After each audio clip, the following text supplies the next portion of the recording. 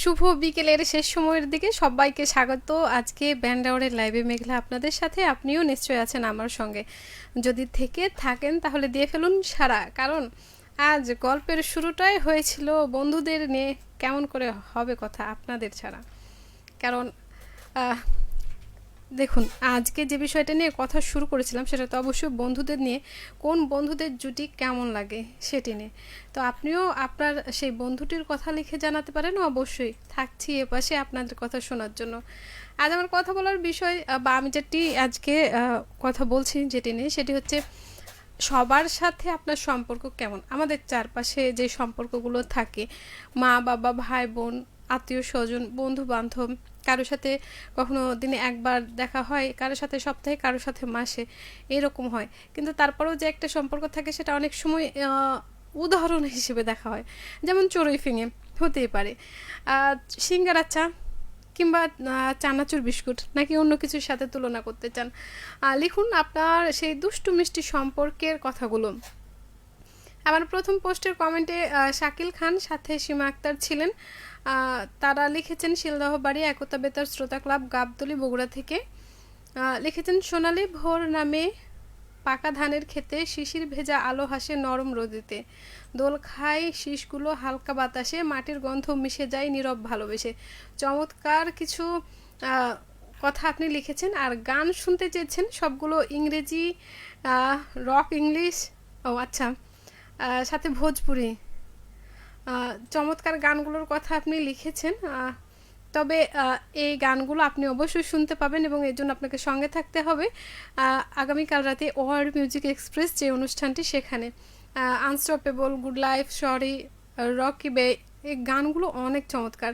সাথে থাকতে হবে। আর আপনি শুভেচ্ছা যাদেরকে দিয়েছেন তারাও নিশ্চয়ই পেয়ে গেছেন। আলী আশরাফ, তিনি কিন্তু শুভ বিকেল জানিয়েছিলেন, এখানেও প্রথমেই তিনি রয়েছেন। তো আমরা দেখুন, হয় কি, একসাথে সবাই থাকি, আপনি আপনার কর্মক্ষেত্রেই ধরুন, আপনার কর্মক্ষেত্রে যে বন্ধুরা আছে তাদের সাথে কি সবার সাথে একই রকম হয়? কারোর সাথে যদি চা সিঙ্গারা হয়, অন্য কারোর সাথে বিস্কুট, আবার অন্য কারোর সাথে হয় 5 মিনিট হাঁটা বা 2 মিনিট গল্প করা। আপনার কাছে কি মনে হয়? লিখবেন আপনার সম্পর্কের কথাগুলো।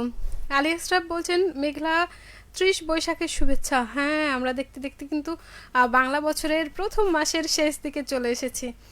রয়েছেন আপনি আবারও বলছেন ভোজন রসিক সবার সাথে আমার সম্পর্ক ভালো। তার মানে কি, যারা হচ্ছে ভোজন রসিক নয় তাদের সাথে কি আপনার সম্পর্ক ভালো না, বা সেখানে সম্পর্ক হয় না, সে কথাটা লিখবেন। কারণ আর শুধু চানাচুর বিস্কুট চা সিঙ্গারার সাথে ভোজন রসিকের সম্পর্ক নেই।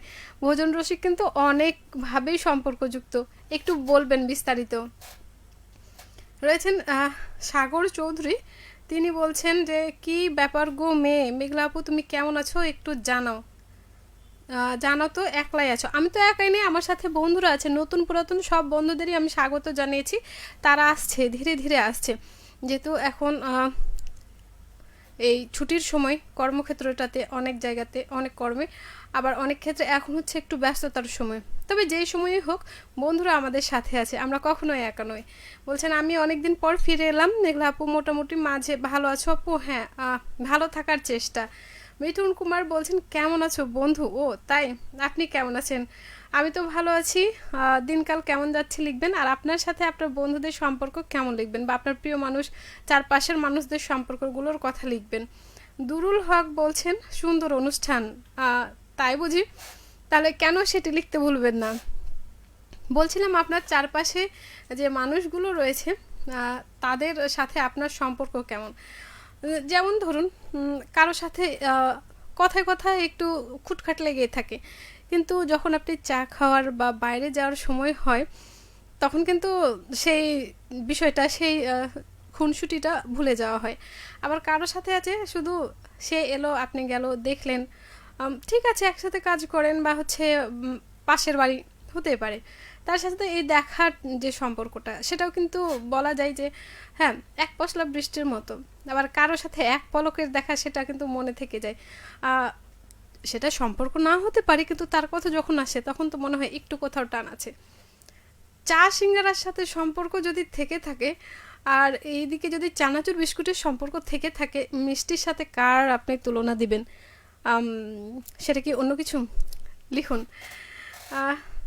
রয়েছেন প্রবীর মিত্র শীল, সত্যি অসাধারণ। তবে আপনি কোথা থেকে রয়েছেন সেটি লিখবেন, আর আপনার সাথে আপনার চারপাশের মানুষগুলোর সম্পর্ক কেমন, কার সাথে তুলনা করবেন সেটা লিখবেন। যেমন আমরা টক ঝাল মিষ্টি বলি, কিন্তু কোন টক সেটি বলি না, ঝাল ঝাল তো হয় সেটাও বলি না, কিন্তু টক ঝাল মিষ্টি একটা সম্পর্কই কিন্তু মজবুত থাকে বেশি। বিরহ বেদনার রহমত বলছেন, এসে গাছি মন বাগানে, কেমন আছেন? তো আমি তো ভালো আছি, আপনি কেমন আছেন, কোথা থেকে রয়েছেন সেটা লিখবেন। পাশাপাশি আপনার সাথে আপনার বন্ধুদের সম্পর্ক, আপনার প্রিয় মানুষদের সম্পর্ক। সাগর বলছেন, মেঘলা আপু আছি, মাঝে মাঝে চলে যায়, আমি তো মানুষ, কাউকে আমাকে নতুন করে সম্মান দেয়া যায় না, আবার নতুন বন্ধু হিসেবে গ্রহণ করো। আমরা সকল বন্ধুদেরকেই দেখুন, আমরা যত দিন যাচ্ছে ততদিনই কিন্তু নতুন, আমরা সকল বন্ধুকেই কিন্তু সমানভাবেই গ্রহণ করি। নতুন পুরাতন, হ্যাঁ বছর নতুন পুরাতন হতে পারে, বন্ধু তো বন্ধুই, সেখানে নতুন পুরাতন হয় না। মিঠুন কুমার বলছেন, ভালো আছি কিন্তু ব্যস্ত, সময় যাচ্ছে, মাঝে মধ্যে কেমন যেন লাগছে। আচ্ছা, ভালো আছেন, ভালো লাগলো শুনে।